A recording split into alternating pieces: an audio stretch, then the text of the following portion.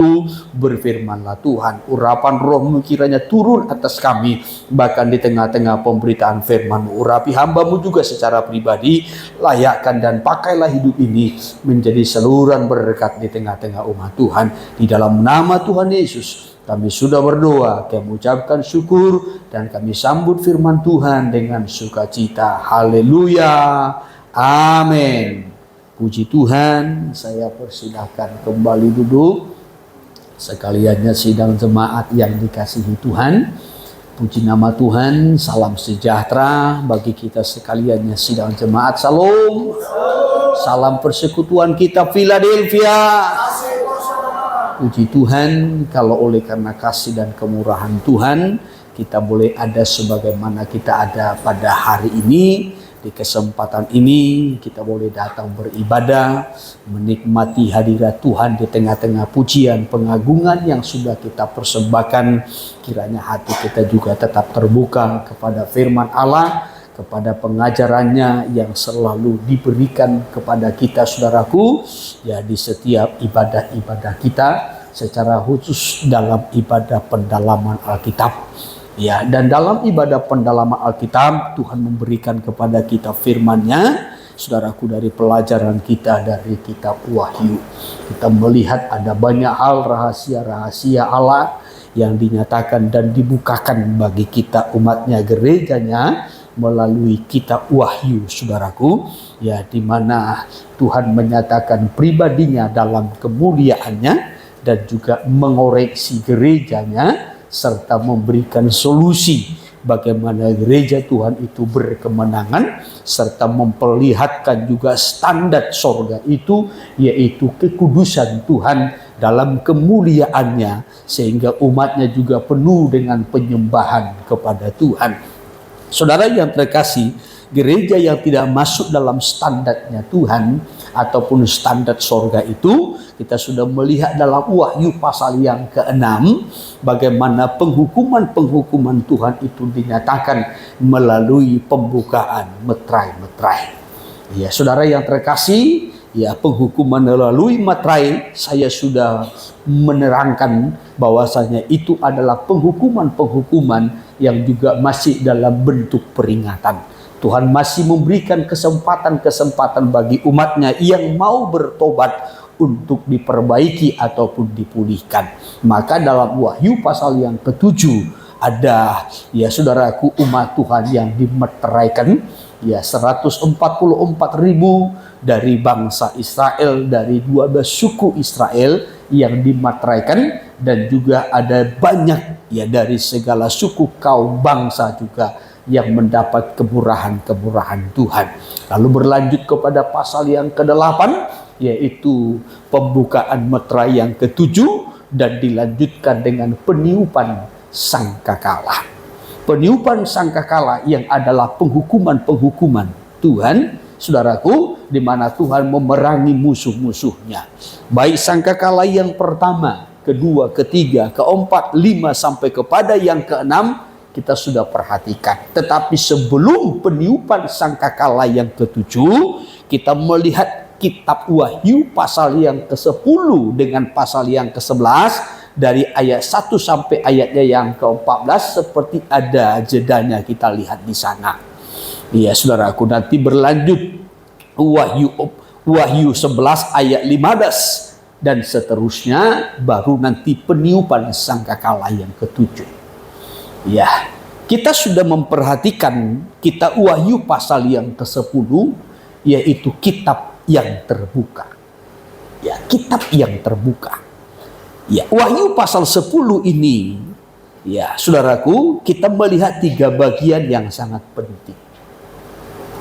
Ya, 3 bagian yang sangat penting ini, saya sudah menerangkan 2 bagian. Ya, dan malam ini kita akan melihat bagian yang ketiga. Bagian yang pertama yaitu Wahyu pasal 10 ayat 1 sampai kepada ayatnya yang ke-4, di mana dalam penglihatan Rasul Yohanes dan juga ia mendengar suara. Apa yang dia lihat? Ayat 1 sampai kepada ayatnya yang ke-4, dia melihat suatu malaikat yang lain berbeda dari malaikat yang dia lihat sebelumnya. Malaikat ini kuat, ya, bukan hanya kuat dikatakan turun dari sorga dan berselubungkan awan. Di atas kepalanya ada pelangi, ya. Dan bukan hanya itu saja, kakinya itu dikatakan bagaikan tiang api. Satu berjejak itu di laut, sedangkan satu itu berjejak di bumi. Ya, saudara yang terkasih, dikatakan dalam ayat 2, di tangannya ada sebuah kitab yang terbuka. Ya, ada sebuah kitab yang terbuka. Ya, gulungan kitab kecil yang terbuka katanya. Ya, saudara yang terkasih, ketika ya malaikat ini berseru bagaikan suara auman singa, maka terdengarlah suara dari guru 7 guru itu memperdengarkan suaranya berbicara. Lalu Yohanes hendak menulis apa yang disampaikan oleh ketujuh guru itu. Namun suara dari sorga memperingatkan, jangan engkau menulisnya, tetapi materaikanlah apa yang telah engkau dengar itu. Ditutup. Ya, ini saya sudah terangkan. Ya, saudaraku, siapa malaikat ini? Ya, dan bagaimana kelanjutannya, ya kita juga sudah memperhatikan. Lalu bagian yang kedua, ayat 5 sampai kepada ayatnya yang ke-7, di mana malaikat yang dilihat oleh Rasul Yohanes ini, yang menjejakkan kakinya, satu itu di laut, satu itu di bumi, mengangkat tangannya ke langit dan bersumpah. Ya, apa sumpahnya? Apa yang dia katakan? Ya, dia bersumpah demi Dia yang menciptakan langit dan isinya, dan juga bumi dan isinya, laut dan isinya. Apa isi sumpahnya? Bahwasanya tidak akan ditunda lagi. Ya, tidak ada lagi penundaan. Ya, tetapi ketika sangkakala yang ke-7 itu ditiup, maka akan genaplah apa yang telah dinubuatkan, disampaikan oleh para nabi perjanjian lama. Ini kita sudah lihat pada minggu yang lalu. Ya, tidak akan ada penundaan terhadap apa? Yang pertama, waktu penghukuman Tuhan.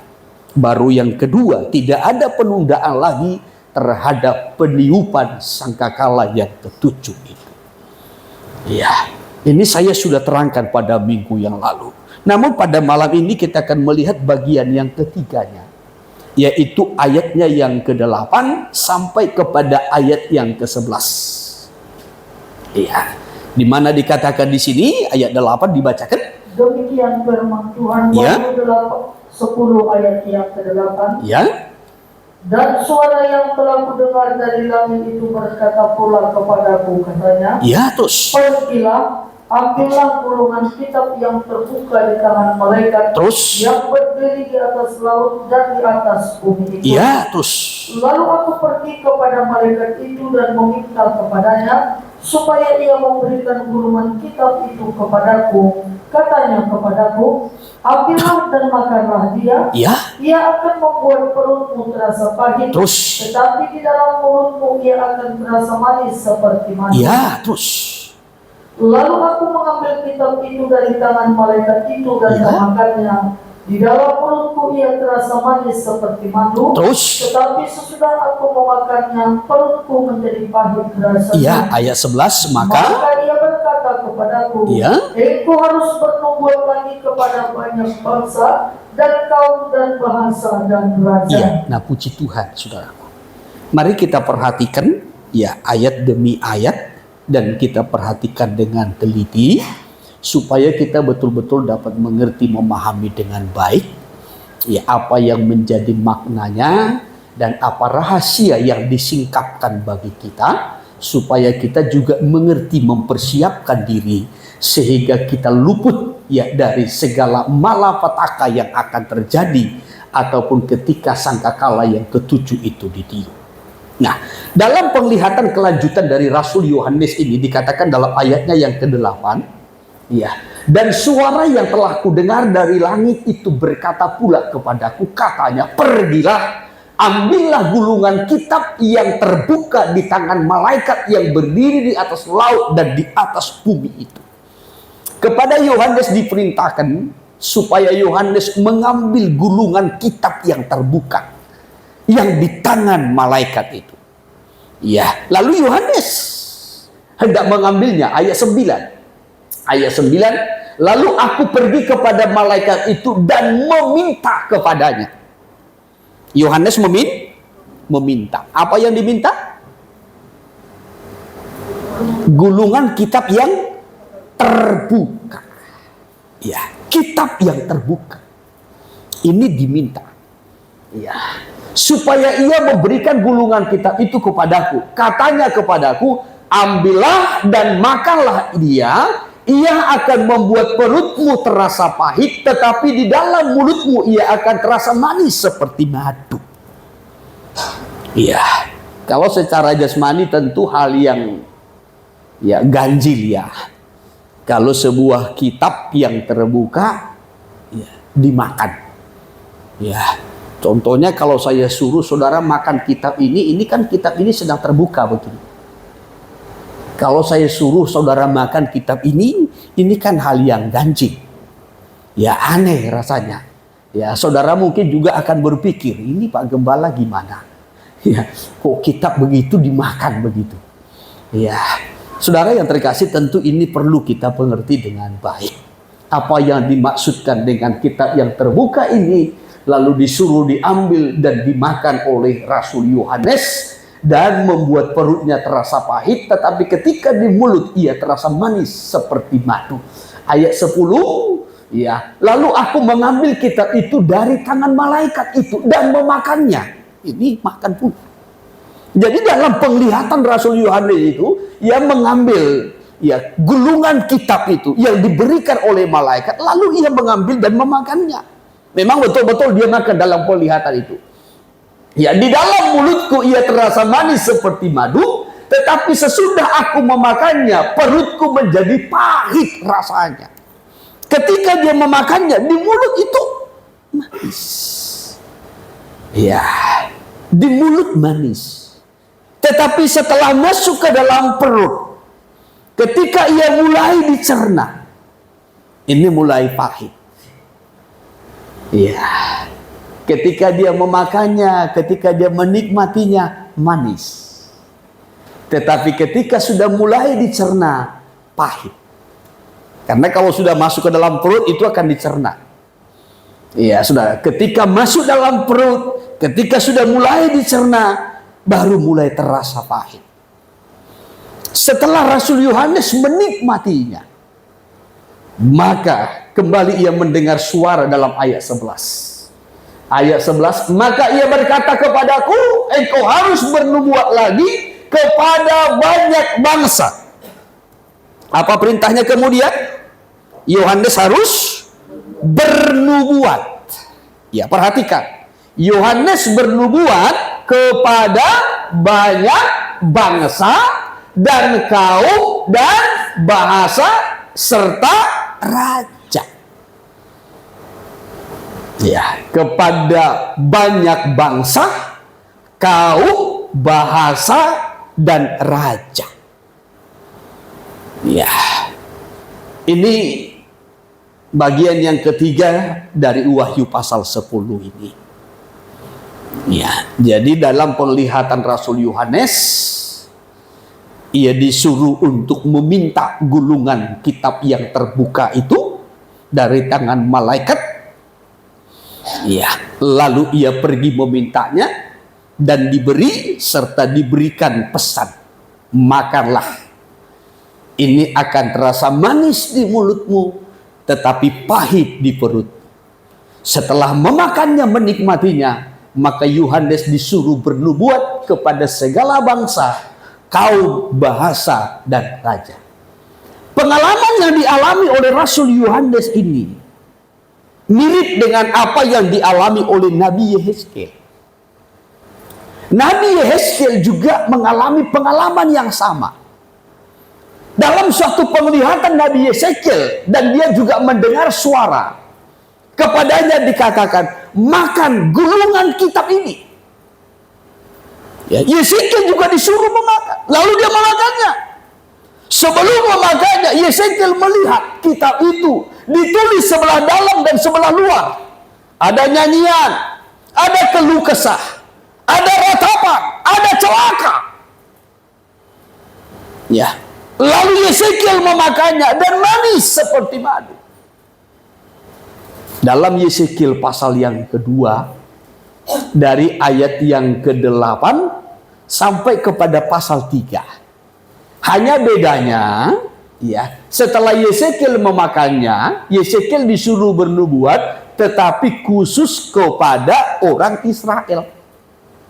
Ya, kalau Yohanes disuruh bernubuat kepada banyak bangsa, kaum, bahasa, dan raja. Sedangkan Yesekiel hanya disuruh bernubuat kepada bangsa Israel saja. Karena pada waktu itu bangsa Israel sudah memberontak, mengeraskan hati, ya saudaraku, bahkan menegarkan hatinya melawan Allah. Ya, kitab Yesekiel sebentar saya kutip supaya kita melihat perbandingannya, saudaraku, sebelum kita melihat maknanya. Ya, Yesekiel pasal yang kedua dari ayat 8 dulu kita lihat. Demikian firman Tuhan. Iya.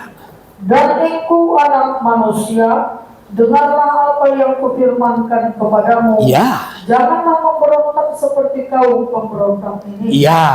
Jangan memberontak seperti kaum pemberontak ini. Ini diingatkan kepada hamba Tuhan yang bernama Yesekiel. Ya, hai anak manusia, hai hambaku, hai Yesekiel, ya dengarkanlah firmanku, katanya. Janganlah engkau memberontak seperti kaum pemberontak ini. Terus, makakanlah mulutmu, terus, dan makanlah apa yang kuberikan kepadamu. iya. Dan Yesekiel disuruh membuka mulutnya, nganakan mulutmu, dan makanlah apa yang kuberikan kepadamu, katanya. Terus, aku melihat, ya, sesungguhnya ada tangan yang terulur kepadaku. terus, dan sungguh dipegangnya sebuah gulungan kitab. iya. Lalu Yesekiel melihat ada tangan yang disuguhkan kepadanya.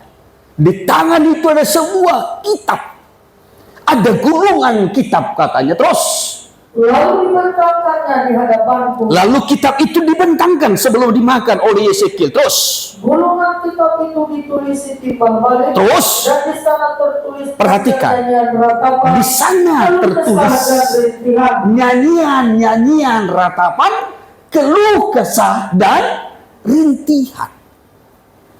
Ya, itu yang ada ditulis dalam kitab itu. Nyanyian ratapan, keluh kesah, dan juga rintihan. Ya, rasa sakit, perih. Ya, itu yang ada di situ tertulis. Terus, lanjutkan. Firman-Nya kepadaku, ya, hai anak manusia, terus, makanlah apa yang engkau lihat di sini. Makanlah terus. Makanlah gulungan kitab ini. Iya, terus. Dan pergilah, berbicaralah kepada kaum Israel. Ya, maka kepada Yesekiel juga dikatakan makan. Gulungan kitab ini makan. Setelah engkau memakannya, pergilah, berbicaralah kepada kaum Israel. Jadi Yesekiel itu ya, berbicara ataupun bernubuat hanya khusus kepada orang Israel. Beda tadi dengan Yohanes. Kalau Yohanes kepada banyak bangsa, kaum, bahasa, dan juga raja-raja. Ya, terus lanjutkan pasal 3. Ayat yang ketiga. Ayat 1. Pasal 3 ayat 1. Lalu firman-Nya, Firman-Nya kepadaku, terus, hai anak manusia, ya, makanlah apa yang engkau lihat di sini. terus, makanlah gulungan kitab ini dan pergilah, ya, berbicaralah kepada kaum ya, Israel. terus lanjutkan. Maka kubukalah mulutku dan diberikannya gulungan kitab itu kumakan. Ya, terus, Lalu firman-Nya kepadaku, ya, hai anak manusia, makanlah gulungan kitab yang kuberikan ini kepadamu. terus, dan isilah perutmu dengan itu. Lalu aku memakannya. Iya, terus. Dan rasanya manis seperti madu dalam mulutku. Iya, manis seperti madu.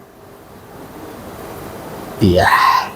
Sementara tadi isinya adalah nyanyian, ratapan, dan juga iya, keluh kesah dan rintih. Saudara yang terkasih, ya, makan gulungan kitab ini, ya, ini menunjukkan, ya, bagaimana kita menikmati firman, ya, menikmati perkataan-perkataan Allah, ya, menikmati firman itu manis, ya. Tetapi ketika firman itu mulai kita cerna, mulai kita melakukan, itu pahit, sakit. Ya. Jadi mendengarkan firman Tuhan, membaca firman Tuhan, ini hal yang indah, enak, manis. Ya. Ketika kita mendengar janji-janji Tuhan melalui firman-Nya, itu memberikan hal yang indah bagi kita. Sukacita, pengharapan. Ya. Firman Tuhan itu memberi janji, memberi pengharapan. Ya, dan itu hal yang manis. Tetapi ketika kita mempraktekkan, ketika kita melakukan firman itu, nah itu yang pahit. Sakit. Ya. Tetapi sebelum lebih jauh kita memperhatikan ke sana, kita Amsal mencatat seperti ini.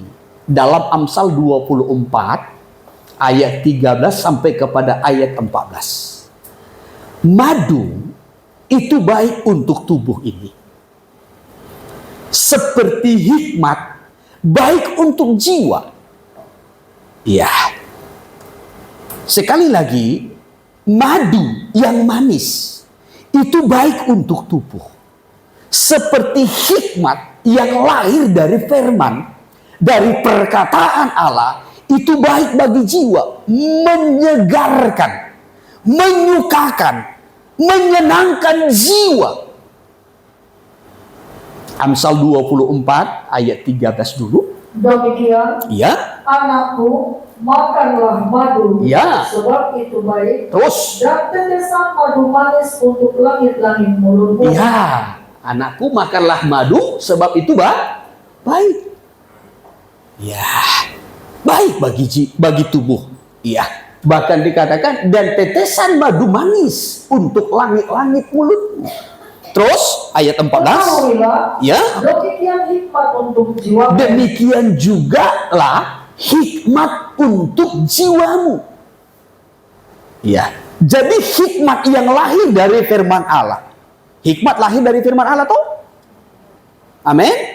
Ya. Kalau kita pelajari kan, ya, Amsal pasal 1, pasal 2, pasal 3, pasal 4. Ya, hai anak-anakku, dengarkanlah perkataanku, dengarkanlah firman Allah. Itu akan melahirkan hikmat. Ya, hikmat itu bagaikan madu bagi jiwa, bagi kehidupan kita. Seperti madu yang manis, baik bagi tubuh. Iya. Ketahuilah, demikian hikmat untuk jiwamu. Jika engkau mendapatkannya, maka ada masa depan dan harapanmu tidak akan hilang. Orang kalau memiliki firman Allah yang melahirkan hikmat kebijaksanaan, itu sangat baik untuk masa depan. Orang tidak akan kehilangan masa depan. Orang akan memiliki masa depan kalau dalam hidupnya ada firman Allah yang melahirkan, yang menciptakan hikmat. Haleluya. Ya, saya minta terjemahan firman Allah yang hidup dulu. Terjemahan firman Allah yang hidup. Dari ayat 13, ya. Anakku, Ya. sebagaimana madu itu baik bagi tubuh. Anakku, sebagaimana madu itu baik untuk tubuh, katanya terus. Demikian juga kebijaksanaan bagi jiwa. Demikian juga kebijaksanaan bagi jiwa. Perhatikan.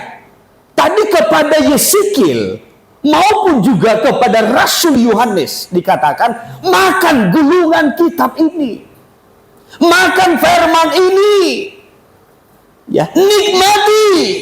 Maka ketika ia menikmatinya, ketika ia memakannya, rasanya manis. Ya, manis.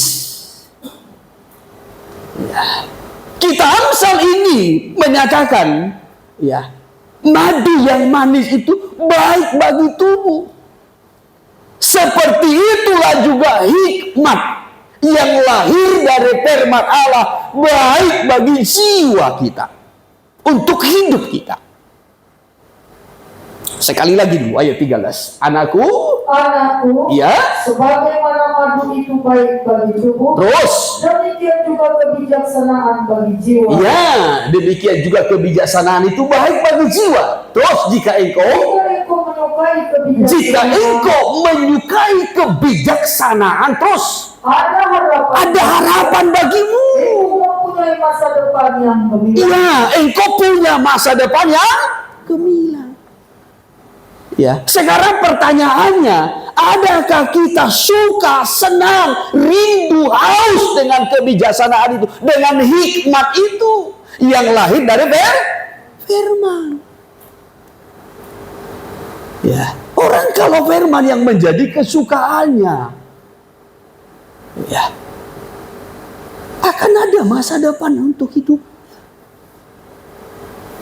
Tapi orang kalau tidak punya kerinduan, tidak punya, ya saudara, nah, kesenangan terhadap firman, tidak tertarik dengan firman, aduh.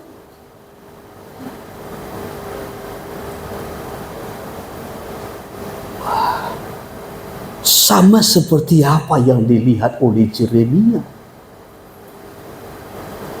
Umat yang tidak tertarik dengan firman, hidupnya pahit. Ya, hidupnya pahit, penuh dengan ratapan, penuh dengan keluh kesah.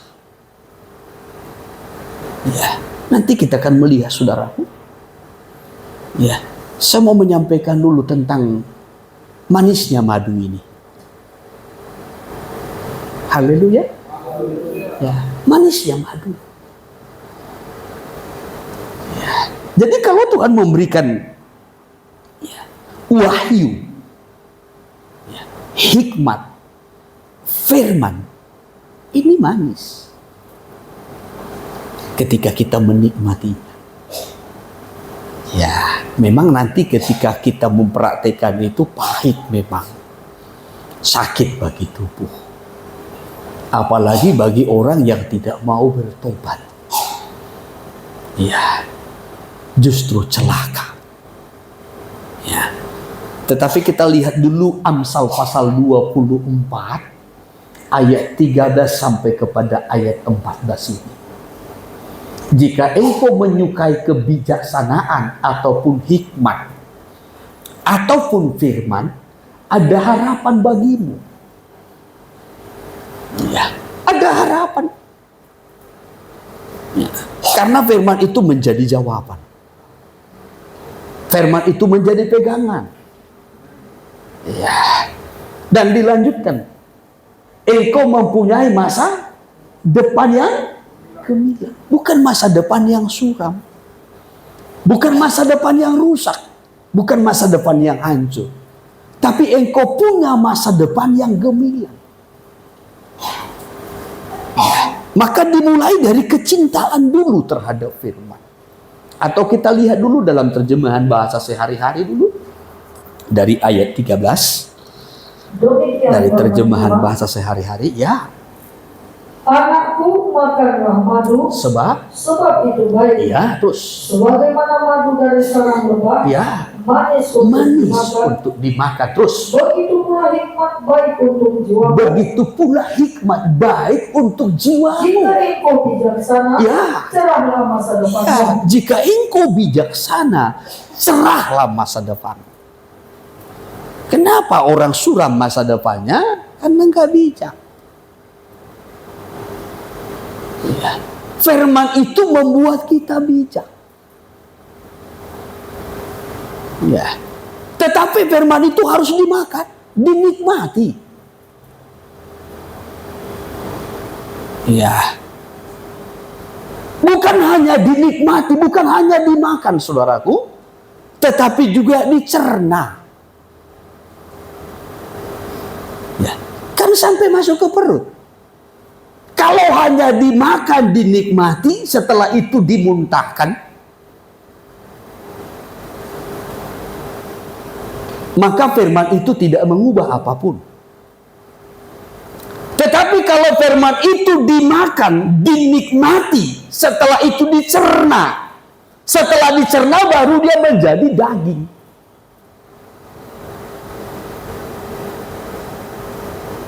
Firman itu menjadi daging.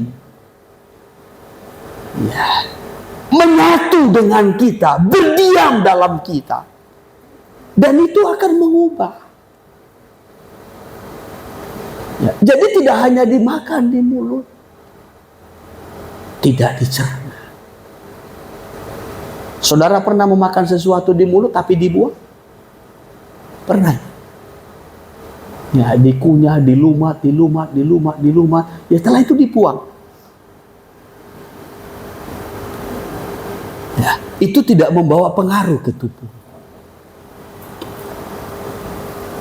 Ya, coba kalau anak-anak kita makan, kita suapi, makan, muntahkannya, makan, dimuntahkannya. Ya, perutnya tetap kosong. Itu tidak membawa dampak. Tetapi ketika dia makan, masuk ke dalam perut.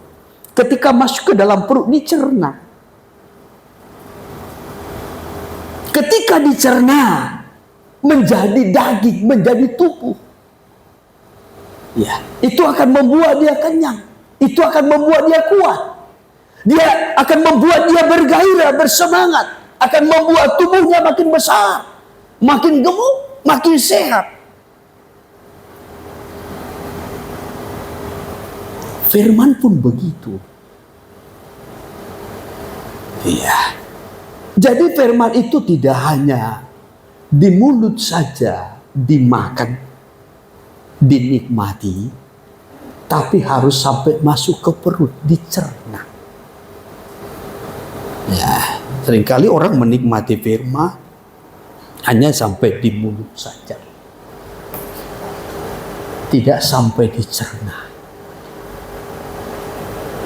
Ya. Tetapi kalau firman itu kita nikmati sampai kita cerna, itu akan memberi hikmat, kebijaksanaan. Dan ingat hasilnya tadi, ya, orang yang menghargai firman Allah, orang yang merindukan firman Allah, orang yang mencari firman Allah, orang yang haus dengan firman Allah, dengan kebijaksanaan itu, dengan hikmat itu, ada harapan. Bagaimanapun kondisi kita, bagaimanapun buruknya kita, ya saudaraku, kalau kita bisa menerima firman itu, dan menikmati firman itu, mencerna firman itu, atau melakukan firman itu dengan baik, hidup kita diubah. Seberapa buruk pun keadaan kita, kondisi kita, bisa berubah. Maka tadi dalam terjemahan firman Allah yang hidup itu dikatakan, ya saudaraku, bahwasanya kalau kita merindukan kebijaksanaan itu, firman itu atau hikmat itu, maka bagi kita ada harapan. Harapan yang memberikan masa depan. Seperti pujian kita berkata, masa depanku penuh harapan, penuh harapan. Ya, masa depan yang penuh harapan. Saudara bisa melihat masa depanmu penuh dengan harapan? Atau hanya, ya jalani sajalah. Ya, kalau orang hanya berkata, ya jalani sajalah, ya bagaimana nantinya, ya terlihat nanti, itu orang bodoh. Ya, itu orang bodoh. Itu orang yang tidak punya harapan. Ya, ia pasrah kepada keadaan.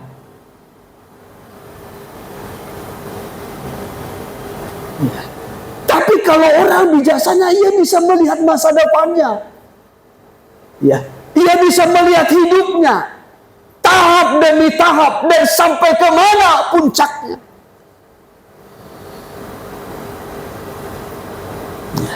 Jadi tidak hanya menjalani hidup melihat keadaan lah nanti. Ya, kita sebenarnya orang percaya bukan begitu hidup.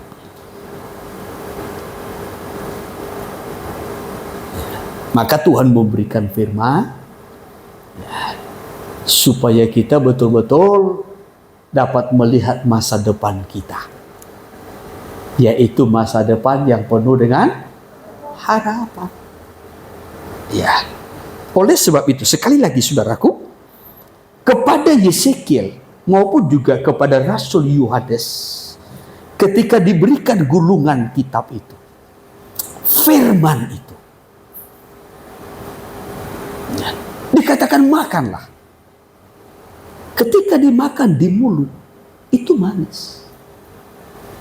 Namun setelah di perut, dicerna, dilakukan, itu pahit. Apalagi bagi orang yang tidak bertobat. Ya, isi daripada kitab yang diberikan tadi kepada Yesekiel adalah nyanyian-nyanyian ratapan, keluh kesah dan rintihan. Ya. Bagi orang-orang yang tidak mau bertobat, yang tidak mau menerima firman itu untuk mengubah hidupnya, maka yang menjadi bagiannya itu adalah ratapan, celaka, ya, rintihan.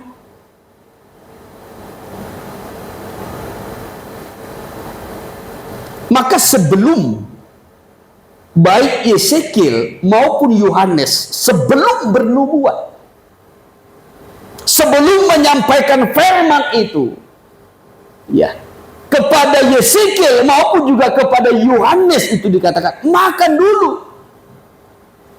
ya, nikmati dulu firman itu, hayati dulu firman itu, baru engkau bernubuat. Artinya kepada hamba-hamba Tuhan pun, kepada pemberita-pemberita firman pun, bukan hanya sekedar menyampaikan firman itu, tetapi sebelum engkau menyampaikan firman itu, hayati dulu firman itu. Kalau berkhotbah gampang. Ya, jangan bangga kalau saudara bisa berkhotbah. Ya. Baik saudara yang melayani di komsel-komsel, bahkan di mana saja saudara dipercayakan melayani, atau mungkin diundang melayani, baik di kumpulan-kumpulan di mana saja, jangan bangga kalau saudara bisa berkhotbah. Berkhotbah gampang. Ya, tetapi banyak orang berkhotbah sebelum dihayatinya. Banyak orang berkhotbah tetapi tidak menghayati apa yang dia khotbahkan. Maka sebelum Yesekiel disuruh bernubuat, sebelum Rasul Yohanes disuruh bernubuat kepada banyak bangsa, makan dulu, cerna dulu apa yang hendak engkau sampaikan itu. Ya. Maka Yohanes memakannya manis.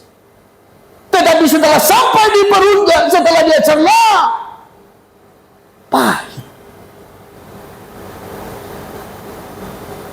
Ini berbicara tentang suatu penghayatan.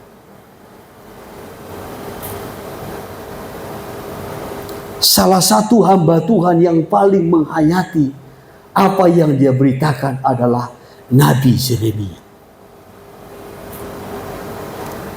Nabi Yeremia.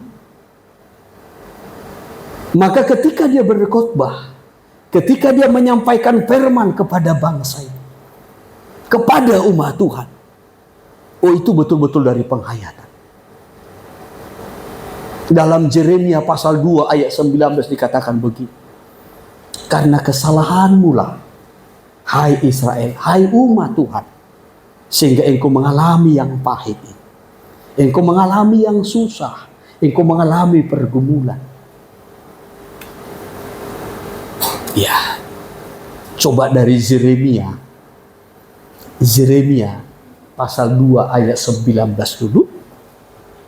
Demikian firman Tuhan, Ya, kejahatanmu akan menghajar engkau, ya, dan kemurtadanmu akan menyiksa engkau. ya. Ketahuilah dan lihatlah Terus, betapa jahat dan pedihnya engkau meninggalkan Tuhan Allahmu, ya, dan tidak taat terhadap aku. Ya. Demikian firman Tuhan Allah semesta alam. ya, saudara bayangkan. Ya, bagaimana Yeremia ini menyampaikan, ini bukan hanya sekedar mengkhotbahkan, tidak. Ya, orang bisa berkhotbah sebagaimana tadi saya sampaikan tanpa penghayatan bisa. Salah satu contoh itu Yunus, toh. Ya, Yunus khotbah. Ya, tetapi apa yang dia khotbahkan dia tidak hayati. Kalau kita berkhotbah menyampaikan firman Allah kepada orang lain, ya saudaraku, harus terlebih dahulu kita hayati. Ya. Sehingga kita bisa merasakan kalau orang yang kita khotbahi, yang kita layani itu tidak mau menerima dan tidak mau melakukan firman itu, apa yang akan dia alami? Ya, hukuman apa yang akan dia alami? Ya, kita bisa lihat, kita bisa rasakan. Ya, sehingga ketika kita berkhotbah, kita betul-betul berkhotbah dalam beban. Ya, dengan penuh beban, bagaimana supaya jiwa-jiwa itu diselamatkan? Bagaimana supaya jiwa-jiwa itu dipulihkan? Ya, bagaimana supaya jiwa-jiwa itu dilepaskan, dibebaskan dari penghukuman? Kan ini yang ditekankan oleh Yeremia tadi, ayat 19 ini. Ya, kejahatanmu akan menghajar engkau. Ya, kalau engkau menolak Tuhan, ya, kalau engkau menolak firman-Nya, kalau engkau hidup dalam kejahatan, kalau engkau tidak berubah, maka kejahatanmu itulah yang akan menghajar engkau.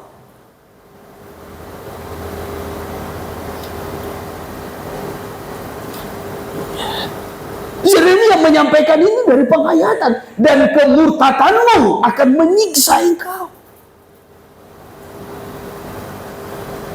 Kalau engkau hidup dalam kemurtatan, jauh dari Tuhan, berpaling dari Tuhan, itu yang akan menyiksa hidupmu.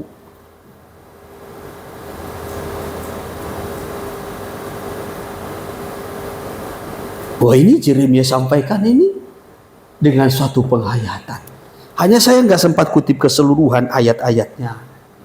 Ya, bagaimana Yeremia menyampaikan ini, ya saudaraku, dengan suatu beban ya yang begitu berat. Bagaimana supaya umat Tuhan itu betul-betul bertobat, berbalik kepada Tuhan. Ya, dalam ayat lain Yeremia berkata begini, andai mataku ini penuh dengan air, aku akan menangisi bangsa ini. Ya, aku akan tangisi bangsa ini. Ya, andai mataku ini bagaikan pancuran air, aku akan menangisi bangsa ini, berdoa bergumul untuk bangsa ini.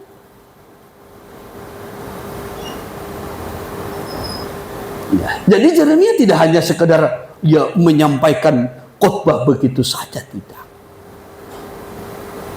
Ya, maka sekaligus tadi saya juga mengingatkan, baik saudara yang melayani, yang berkhotbah di mana saja, ya terlebih saudara yang berkhotbah di komsel-komsel. Ya, jadi bukan hanya menyampaikan khotbah saja, menyusun khotbahmu, tidak. Kalau berkhotbah gampang. Orang yang nggak bertobat pun bisa berkhotbah. Ya. Tetapi sebelum kita mengkhotbahkannya, itu dihayati dulu. Ya, sehingga ketika kita berkhotbah betul-betul itu dengan beban. Ya, apa konsekuensinya kalau umat ini tidak menerimanya, tidak melakukannya? Ya, apa konsekuensinya kalau umat ini betul-betul mengeraskan hatinya? Nah, ini yang dialami oleh Yeremia. Sampai Yeremia berkata, andai mataku ini penuh dengan air, bagaikan pancur, katanya. Coba, ada ayatnya? Yeremia 9 ayat 1. Iya, coba. Sekiranya kepalaku penuh air, Iya, terus. dan mataku jadi pancuran air mata, Iya, terus. maka siang malam aku akan menangisi orang-orang putri bangsaku yang Iya, terkadang. saudara bayangkan, seandainya mataku ini bagaikan pancuran air, aku akan menangisi, aku akan menggumulinya. Ya, ini kan dari satu beban. Ya, kenapa dia begitu terbeban? Karena dia sudah melihat penghukuman Tuhan. Ya, dia tidak hanya mendengarkan firman yang mau disampaikan, tetapi dia melihat penghukuman yang sudah Tuhan persiapkan. Kalau bangsa ini menolak, kalau bangsa ini murtad, kalau bangsa ini berpaling, kalau bangsa ini mengeraskan hati, dia sudah melihat penghukuman yang Tuhan persiapkan. Maka dengan begitu beban, dengan satu kerinduan, dia ingin bangsa itu diselamatkan, dia ingin bangsa itu dipulihkan, dilepaskan dari penghukuman. Hanya sangat disayangkan bangsa itu mengeraskan hati. Tetapi yang saya mau sampaikan di sini, Yeremia adalah seorang hamba Tuhan, seorang pelayan Tuhan yang betul-betul melayani itu dengan penghayatan.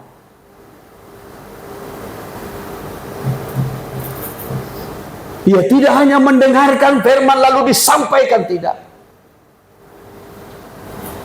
Ya. Tetapi dengan penuh penghayatan.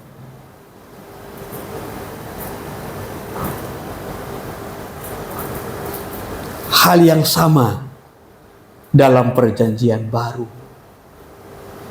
yang dialami oleh Rasul Paulus.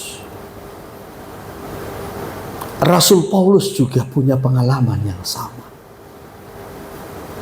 Sampai Rasul Paulus berkata begini kepada jemaat di Roma. Ya, aku rela terkutuk demi bangsa ini. Asal bangsa ini diselamatkan. Ya. Ini dalam Roma pasal 9 ya. Roma pasal 9 ayat 1. Demikian firman Tuhan. Iya. Aku mengatakan kebenaran dalam Kristus. Aku mengatakan kebenaran dalam Kristus. Aku tidak berdusta. Aku tidak berdusta. Suara hatiku turut bersaksi dalam Roh Kudus. Ya. Bahwa aku sangat berduka cita dan selalu bersedih hati. Ya, aku berduka cita dan selalu bersedih hati. Bahkan terus. Bahkan aku mau terkutuk dan terpisah dari Kristus demi saudara-saudaraku. Terus. Kaum sebangsaku secara jasmani. Ya. Aku rela terkutuk demi kaum bangsaku secara jasmani. Asal bangsa ini diselamatkan. Karena dia tahu bagaimana penghukuman Tuhan itu. Terus ayat 4, sebab mereka adalah orang Israel. Terus. Mereka telah diangkat menjadi anak. Iya, terus. Dan mereka telah menerima kemuliaan. Iya, terus. Dan perjanjian-perjanjian. Iya, lanjut. Dan hukum Taurat. Iya. Dan ibadah dan janji-janji. Iya. Sudah menerima. Ya. Baik hukum Taurat, perjanjian, ibadah, bahkan janji-janji Allah, kemuliaan Tuhan, mereka sudah terima. Tetapi kalau toh mereka terbuang, kalau toh mereka masuk dalam penghukuman, apa artinya? Ya, Maka dengan penuh beban Rasul Paulus menyampaikan, aku rela terkutuk demi bangsa ini, asal bangsa ini diselamatkan. Ini kan pengertiannya kepada firman itu tidak hanya sekedar mengerti, tetapi betul-betul dihayati. Ya, maka dalam ayat pertama tadi dikatakan, aku mengatakan kebenaran dalam Kristus. Apa yang disampaikan? Kebenaran. Kebenaran yang sesungguhnya, kebenaran dalam Kristus. Aku tidak berdusta, suara hatiku turut bersaksi dalam Roh Kudus bahwa aku sangat berduka cita dan selalu bersedih hati. Kenapa dia berduka cita? Kenapa dia bersedih? Karena melihat bangsa itu tidak bertobat. Ya. Sementara dia melihat penghukuman Allah. Sama seperti Yeremia. Ya. Yeremia juga melihat penghukuman Allah bagi orang-orang yang tidak mau bertobat. Ya. Maka Yeremia menyampaikan firman itu dengan penuh beban. Dia rindu supaya jangan seorang pun yang binasa. Kadangkala orang lain merindukan keselamatan kita, tetapi kita tidak merindu akan keselamatan itu. Orang lain bergumul untuk kita tertolong, untuk kita diperbaiki, untuk kita dipulihkan, untuk masa depan kita. Tetapi sangat disayangkan kalau kita sendiri pun tidak peduli.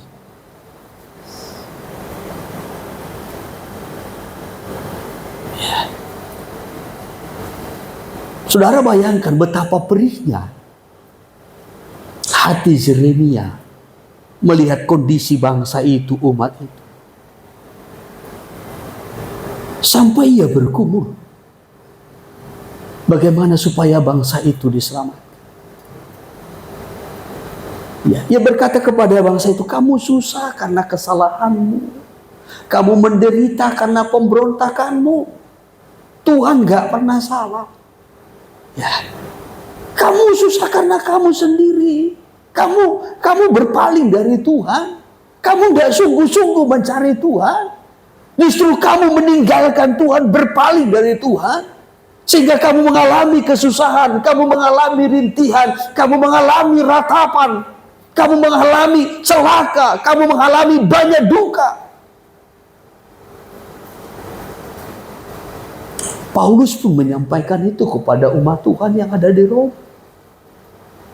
Ya, aku bersedih, aku berduka. Bahkan aku rela terkutuk demi bangsa ini, demi umat ini. Ya, asal umat ini diselamatkan. Ya, jadi dari sini kita melihat, ya, pelayanan itu dilakukan bukan hanya sekedar suatu pelayanan biasa, tetapi suatu pelayanan yang betul-betul dihayati sehingga lahirlah beban. Bagaimana supaya orang lain itu diselamatkan, orang lain tertolong. Beban itu yang harus kita miliki. Haleluya. Ya, tetapi tentu beban itu ada kalau kita bisa melihat penghukuman Tuhan. Ya. Kalau kita bisa melihat penghukuman Tuhan. Orang tidak akan punya beban kalau tidak bisa melihat penghukuman Tuhan itu. Ya. Saudara yang terkasih, ya, kita melihat tadi kitab yang terbuka itu diberi kepada Yohanes untuk dinikmati. Ketika ia menikmati kitab yang terbuka itu manis. Ketika firman itu dibukakan bagi kita, rahasia-rahasianya dibukakan, itu memang manis, indah, menyukakan jiwa kita. Ya, tetapi ketika kita melakukan itu,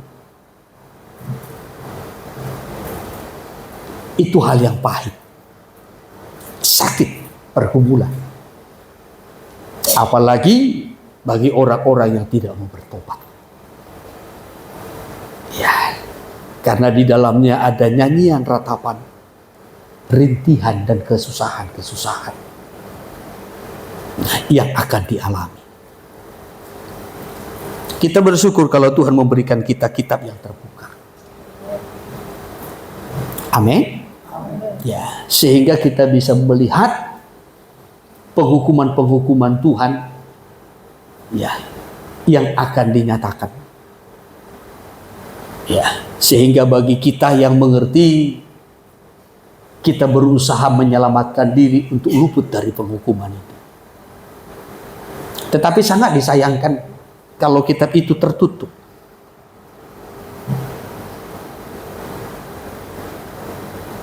Ya. Bukan Tuhan yang menutupnya, tetapi tertutup bagi kita secara pribadi. Firman yang terbuka itu diberi, tetapi kita tidak bisa menikmati dan mencernanya. Saya seringkali sampaikan dari 2 Korintus pasal yang keempat, dari ayat 3 sampai kepada ayatnya yang keempat. Kalau Injil yang kami beritakan masih tertutup, dan itu tertutup untuk mereka yang akan binasa. Ya, bukan Tuhan menutup firman-Nya, tidak. Justru akhir zaman ini Tuhan membukakan rahasia-rahasia firman-Nya. Tetapi apakah hati kita tertutup untuk firman itu? Itu yang menjadi pertanyaan. Ya, kalau hati kita tertutup untuk firman itu, maka hidup kita sedang mengarah kepada kebinasaan. Coba ayat 3 dulu. Demikian, Ya.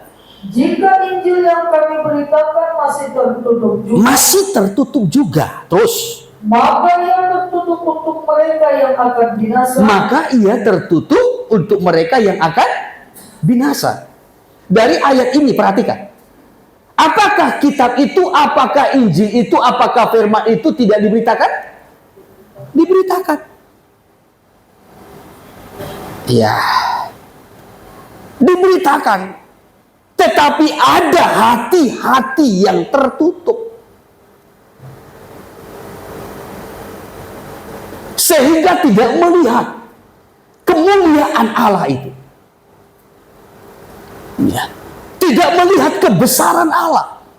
Tidak melihat kuasa Allah yang sanggup mengubah, membaharui kita. Ya.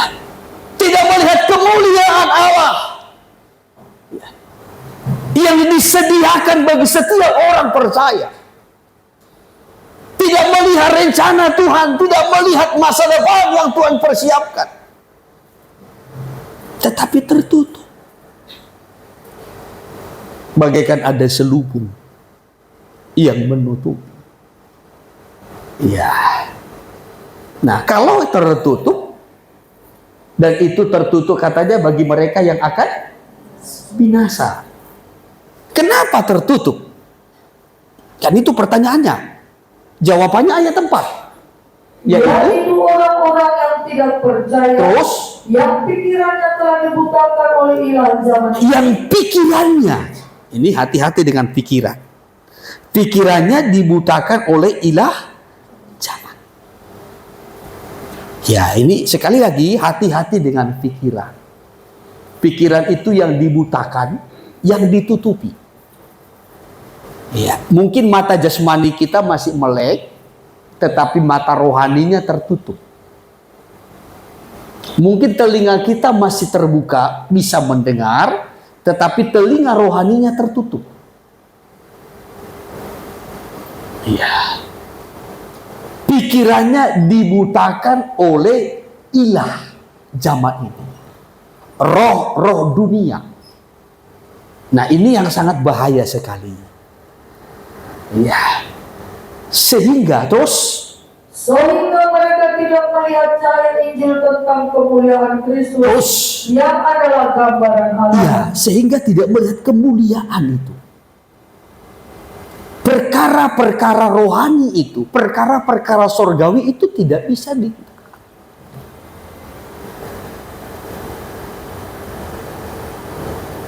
Kalau pikirannya itu sudah dibutakan, sehingga pikiran ini tidak bisa berfokus kepada perkara rohani, perkara di atas. Maka seringkali saya selalu mengingatkan jemaat-jemaat Tuhan, baik para pelayan-pelayan Tuhan, hati-hati dengan ilah zaman ini.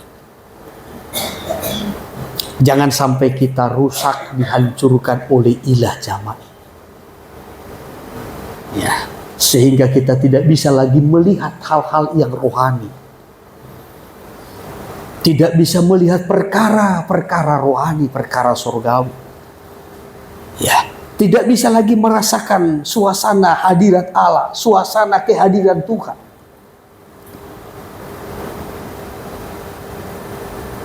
Apalagi zaman sekarang, zaman saya boleh katakan zaman handphone yang sangat merusak banyak orang. Kadang kalau saya lihat seseorang begitu selesai ibadah, udah sibuk dengan handphone. Ya. Paling parahnya lagi kalau saya lihat kalau seperti ibadah doa. Begitu amin sudah handphone. Ya. Dalam hatiku hadirat Tuhan itu tadi bisa dirasakan kan?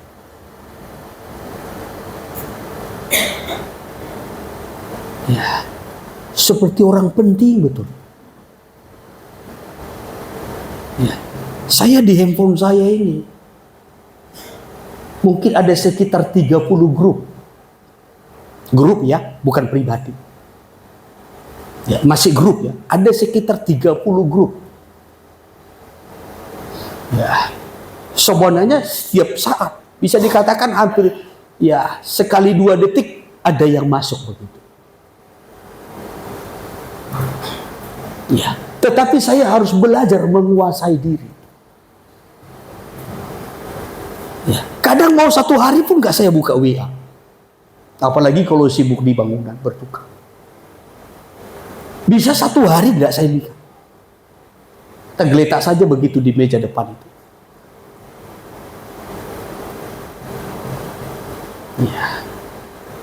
Paling yang saya buka nanti ya, Alkitab. Ya, belajar. Ya, saudaraku. Ya. Karena baik khotbah-khotbah saya, pelajaran saya di situ semua.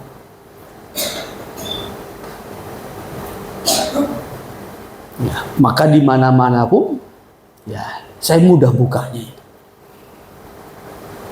Saya bersyukur tidak punya banyak aplikasi-aplikasi.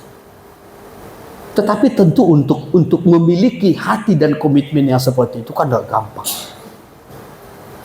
Tidak gampang.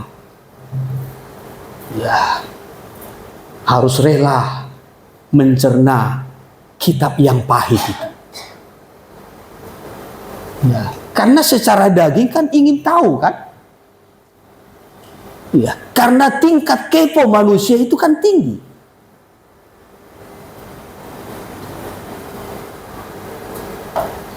Ya. Tetapi untuk menyalibkan diri di situ, wah bukan hal yang mudah. Ya, saya tidak mau ini menjadi ilah. Sehingga menutup pikiran ini. Dan tidak lagi terbuka kepada hal yang rohani. Orang kalau sudah dibutakan oleh ilah zaman, salah satu tandanya rohaninya nggak bertumbuh.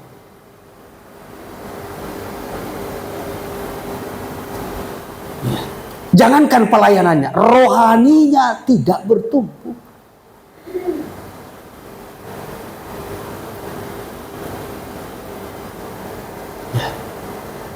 Jadi kalau saudara pelayananmu tidak bertumbuh,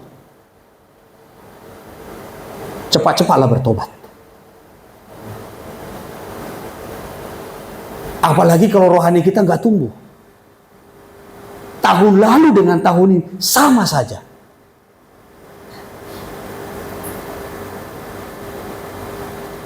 Kitab Ibrani pasal 4 mencatat seperti ini. Kepada mereka juga firman itu disampaikan. Tetapi firman yang disampaikan itu seperti tidak berguna.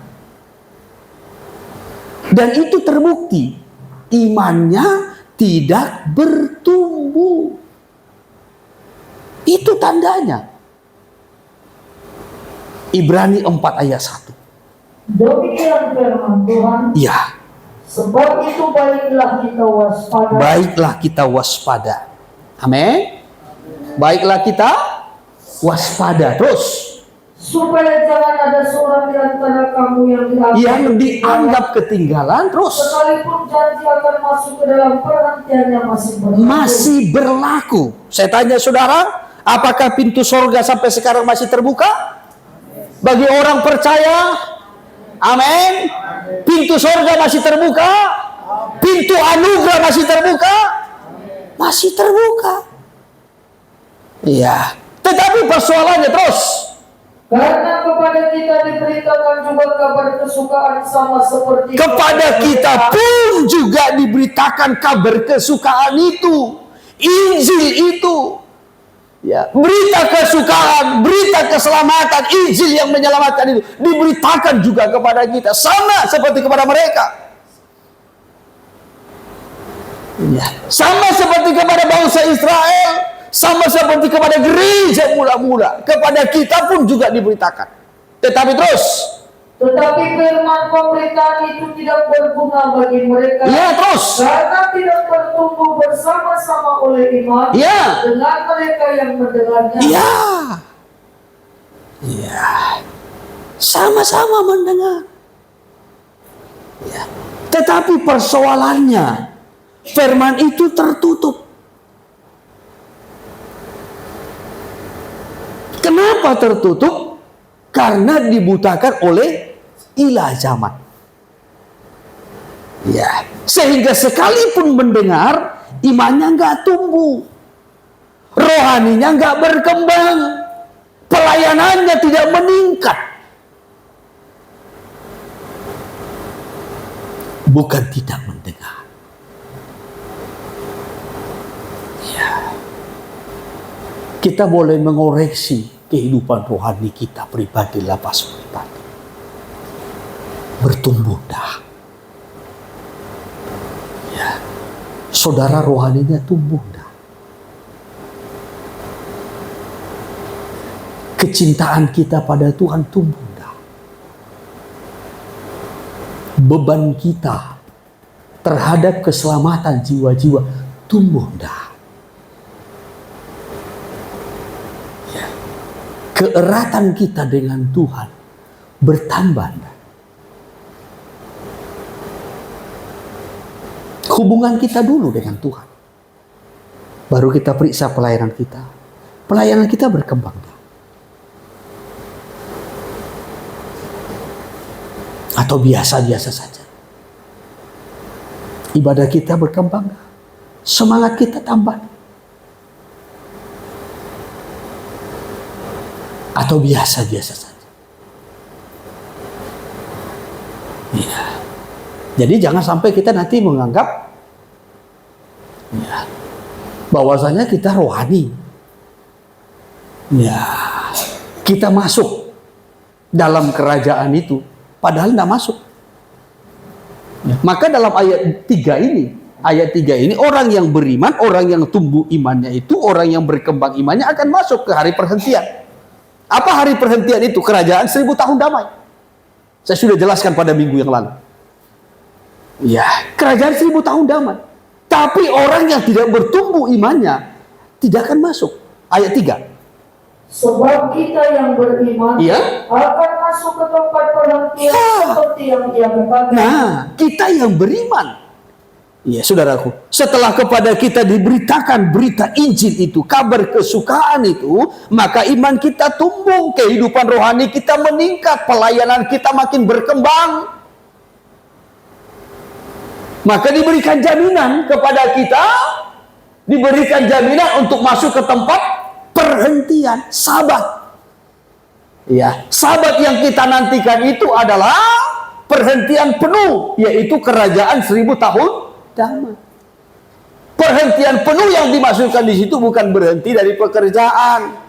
Ya, enaklah nanti di situ ya, kita nggak kerja lagi, ya kita nggak margalangan lagi. Bukan itu. Yang dimaksudkan perhentian di situ berhenti dari berbuat dosa. Ya, bukan berhenti kerja, enaklah kita nanti di situ, kita nggak kerja lagi. Hanya enak-enak makan minum, ya malaikat ngantar makanan, malaikat ngantar minuman. Ya sesungguh raja paduha mah sih, bukan begitu. Ya, arti perhentian penuh di situ adalah berhenti dari aktivitas dosa. Kalau sekarang kan masih aktifnya kita di dosa. Ya. Maka kadang-kala nggak berat berbohong. Ya, nggak berat menipu, ya, nggak berat mengecewakan orang lain, nggak berat menyakiti, melukai orang lain. Ya, bukan hanya aktif, kadang terlalu aktif pun. Ya, tetapi nanti ketika masuk hari perhentian penuh ini, ya, sabat penuh, itu kerajaan 1000 tahun damai di bumi.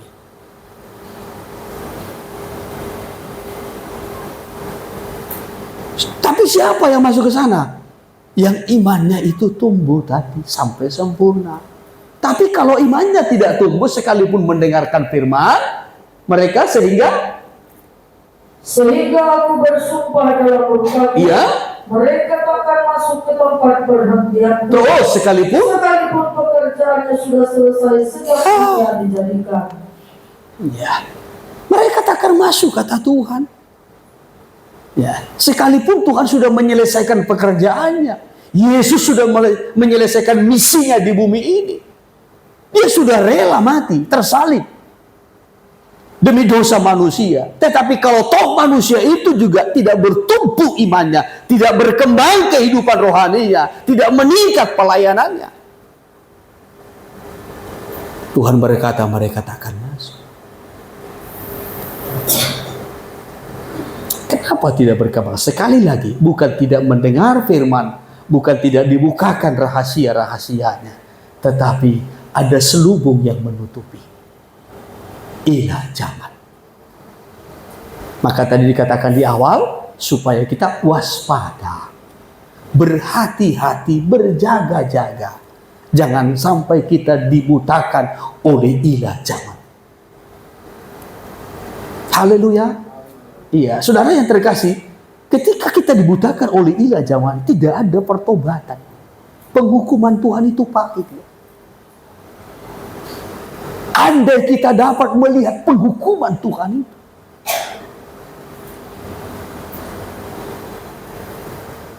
kita sudah melihat beberapa rentetan penghukuman Tuhan, dimulai dari pembukaan metra yang pertama, yang kedua, ketiga, sampai kepada peniupan sangkakala. Andai kita bisa melihat penghukuman Tuhan itu,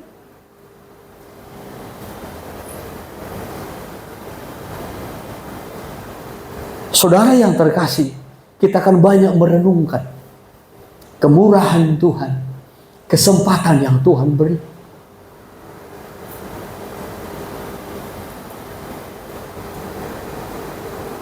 Salah satu contoh, Nabi Elisa. Pada zaman Nabi Elisa, ketika Raja Aram sakit, ya, maka ia mengutus Hazael untuk menemui Elisa, untuk bertanya. Coba tanya dulu Nabi Tuhan itu, apakah aku akan sembuh? Ya, maka ketika itu ditanyakan kepada Elisa, Elisa menjawab, engkau akan sembuh, tetapi engkau akan mati. Ya. Saudara yang terkasih, bukan soal kesembuhan saja yang dilihat oleh Nabi Elisa, tetapi apa yang akan terjadi kepada bangsa itu. Mari sebentar saya ikuti dulu 2 Raja-Raja pasal yang ke-8 dari ayat 7 dulu. Elisa di Damsyik, ya. Elisa masuk ke Damsyik, Iya. dan pada waktu itu Ben-Hadad Raja Aram sedang sakit. Iya, terus. Ketika dikabarkan kepada raja, Ya. sudah datang abdi Allah kemari. Terus. Berkatalah ia kepada Hazael, Iya. ambillah persembahan. Terus. Pergilah menyongsong abdi Allah itu, mintalah petunjuk Tuhan dengan perantaraannya. Iya. Sembuhkah aku dari penyakit ini? Iya, ini. Iya. Jadi, saudaraku, sebelum bertanya kepada hamba Tuhan, sebelum minta doa, bawa dulu persembahan. Ya. Sekarang ini saja kadangkala aneh-aneh, sudah didoakan, sudah sembuh, persembahan kan datang-datang. Ya. Hanya nanti kalau dikatakan bawa persembahan, seakan-akan persembahan yang paling utama, kan begitu. Ya. Sudahlah, jangan ingat persembahannya. Ya.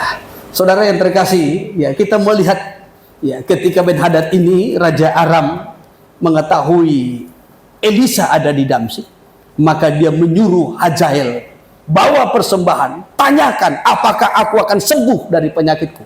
Coba terus. Lalu pergilah Hazael menyongsong dia. Terus. Diambilnya persembahan berupa segala barang yang indah-indah dari Damsyik. Iya, terus. Sebanyak muatan 40 ekor unta. Terus. Sesudah sampai tampillah ia ke depan Elisa dan berkata, Iya, terus. anakmu Ben-Hadad Raja Aram menyuruh aku menanyakan kepadamu, Terus. apakah aku akan sembuh dari penyakit ini? Iya, terus. Jawab Elisa kepadanya, Apa katanya? pergilah, Iya. katakanlah kepadanya, Terus. pastilah engkau Pastilah engkau sembuh sembuh. terus. Namun demikian Tuhan telah memperlihatkan kepadaku Iya. bahwa ia pasti mati dibunuh. Bayangkan. Ya, Tuhan sudah memperlihatkan kepadaku bahwasanya Ben-Hadad Raja Aram itu akan memang sembuh dari penyakitnya. Tetapi Elisa sudah melihat bahwasanya raja itu akan dibunuh. Siapa yang akan membunuhnya? Suruhannya ini, Hazael.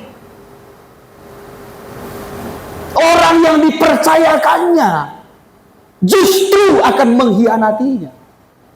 Ngeri. Iya. Elisa melihat itu. Ya. Dan yang melatih Hazael menjadi raja menggantikan Ben-Hadad itu adalah Elisa. Saudara bayangkan, orang yang diurapinya, orang yang dilantiknya itu justru akan membinasakan bangsanya. Elisa sudah melihat betapa perihnya hati Elisa.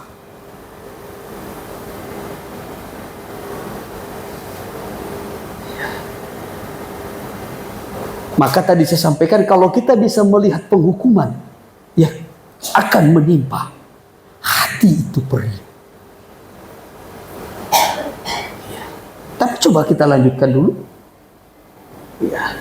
Elisa menatap dengan lama ke depan. Terus. Lalu menangislah abdi Allah itu. Dia menatap ke depan, lalu menangis. Ya. Berita manisnya apa? Raja itu sembuh. Yang pahitnya akan dibunuh. Maka Elisa memandang ke depan dan menangis. Ketika dia menangis, apa kata Hazael? Hazael berkata, Ya. mengapa tuanku menangis? Mengapa terus? Jawab Elisa, Terus. sebab aku tahu bagaimana malapetaka yang akan kau lakukan kepada orang Israel. Ya, terus. Kotanya yang berkubu akan kau campakkan ke dalam api. Terus. Terungannya akan kau bunuh dengan pedang. Terus. Bayinya akan kau lumpuhkan dan perempuan yang mengandung akan kau Ya. bunuh. Ketika Hazael itu bertanya, kenapa tuanku Elisa menangis? Elisa menjawab, aku tahu engkau akan menghancurkan bangsa ini. teruna-teruna muda, anak-anaknya, orang-orang hamil. Bagaimana engkau akan menghancurkannya? Elisa sudah melihat. Ya, maka kalau kita bisa melihat bagaimana nasib orang-orang di luar Tuhan, bagaimana nasib orang-orang yang tidak bertobat, bagaimana nasib orang-orang yang memberontak, bagaimana nasib orang-orang yang mengkhianat. Kalau kita bisa melihat, ada hati yang perih, ada beban untuk menjangkau, menariknya, menyelamatkannya. Maka tadi di awal saya berulang-ulang menyampaikan, kalau berkhotbah gampang. Ya, tetapi adakah kita memiliki beban? Karena kita sudah melihat penghukuman-penghukuman Tuhan yang akan ditimpakan atas orang-orang berdosa, atas orang-orang yang memberontak, atas orang-orang yang mengkhianat. Elisa melihatnya. Ya. Bagaimana engkau akan melakukan kehancuran atas bangsa Israel? Kata Elisa kepada Hazael. Apa kata Hazael? Terus. Sesudah itu berkatalah Hazael, Ya. tetapi apakah hamba begini Ya. yang tidak lain dari anjing saja, Hazael berkata, sehingga dia dapat melakukan hal sehebat itu? Ya, Hazael berkata, siapakah aku ini? Aku ini hanya anjing. Artinya pesuruh. Ya, aku ini hanya seekor anjing. Aku ini hanya seorang pesuruh. Bagaimana mungkin aku bisa melakukan itu? Rendah hati ya.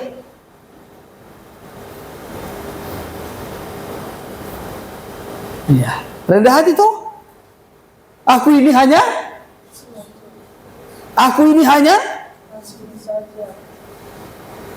ya, jangan hanya aku. Sama-sama katakan, aku ini hanya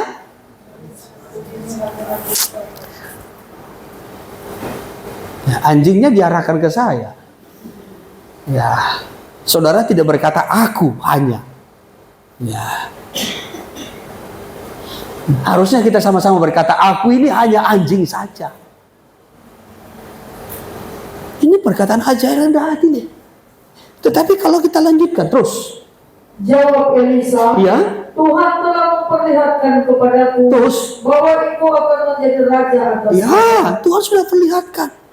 Engkau akan menjadi raja atas Aram. Terus, lalu ia pergi dan meninggalkan Elisa. Terus. Dan setelah ia sampai kepada Tuhan, Ya, terus. berkatalah raja kepadanya, Ya.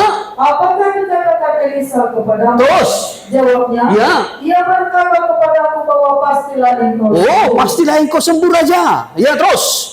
Tetapi keesokan harinya ia mengambil sehelai selimut Terus. yang telah dicelupkannya ke dalam air, Ya. dan membentangkannya ke atas muka raja. Terus. Jadi matilah raja, dan Hazael menjadi raja menggantikan dia. Hanya selang satu malam.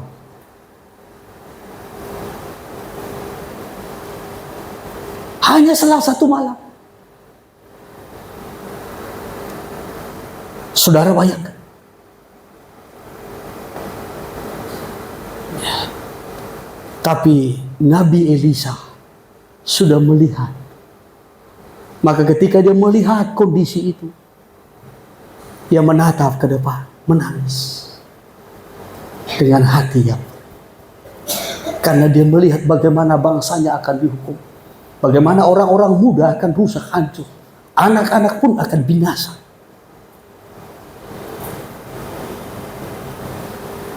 Saudara tahu, yang melantik dia menjadi raja adalah Elisa. Harusnya Elia, harusnya. Tetapi karena Elia terangkat dan digantikan oleh Elisa, maka Elisa lah yang melantiknya menjadi raja Aram. Kan itu dalam satu Raja-Raja pasal 19 ya. Tuhan berkata kepada Elia, engkau harus melantik, mengurapi Hazael menjadi raja Aram. Ya, dan juga Elisa untuk menggantikan engkau. Kan begitu. Coba. Ayat 15. Iya. Firman Tuhan kepadanya, pergilah kembalilah ke jalanmu, Ya. melalui padang gurun ke Damsyik. Iya, ini Tuhan berbicara kepada Elia. Terus. Dan setelah engkau sampai, Terus? engkau harus mengurapi Hazael menjadi raja. Engkau harus mengurapi Hazael menjadi raja atas Aram. Ya. Hanya Elia keburu diangkat. Digantikan oleh Elisa. Ya. Maka ketika Hazael menjadi raja Aram, yang melantik Elisa. Ya, yang menggantikan Elia itu. Terus juga Yehus cucu Nimsi, iya, haruslah kau urapi menjadi raja atas Israel. terus Dan Elisa bin Safat dari Abel Meholah, iya, harus kau urapi menjadi nabi menggantikan engkau. yang dilakukan oleh Elia hanya satu, mengurapi Elisa menjadi nabi menggantikan. Selanjutnya tugas itu dikerjakan oleh Elisa. Saudara bayangkan, ia melantik Hazael menjadi raja Aram, tetapi Hazael yang menghancurkan bangsanya Israel. Elisa sudah melihatnya. Betapa prihatin. Yang saya mau sampaikan, kalau kita bisa melihat penghukuman-penghukuman yang akan menimpa, betapa kita akan lebih sungguh-sungguh, baik melayani, baik berdoa, baik meluputkan diri dari penghukuman-penghukuman. Tetapi ketika kita dibutakan oleh ilah zaman, kita tidak akan melihat Injil kemuliaan, cahaya Injil itu, terang Injil itu, ketika mata rohani kita tertutup. Oleh sebab itu mintalah kepada Tuhan, seperti Rasul Yohanes meminta kitab yang terbuka. Minta kepada Tuhan, Tuhan bukakan kitab, singkap bukakan rahasianya, beri aku pengertian, beri aku hikmat, supaya aku melihat malapetaka yang akan terjadi, sehingga aku sungguh-sungguh untuk berjuang luput dari semua. Dan kalaupun kita dipercayakan melayani, kita melayani dengan penuh beban dan tanggung jawab. Haleluya. Saya batasi firman-Nya sampai di sini. Kiranya Roh Kudus menolong kita untuk mengerti. Tuhan memberkati kita.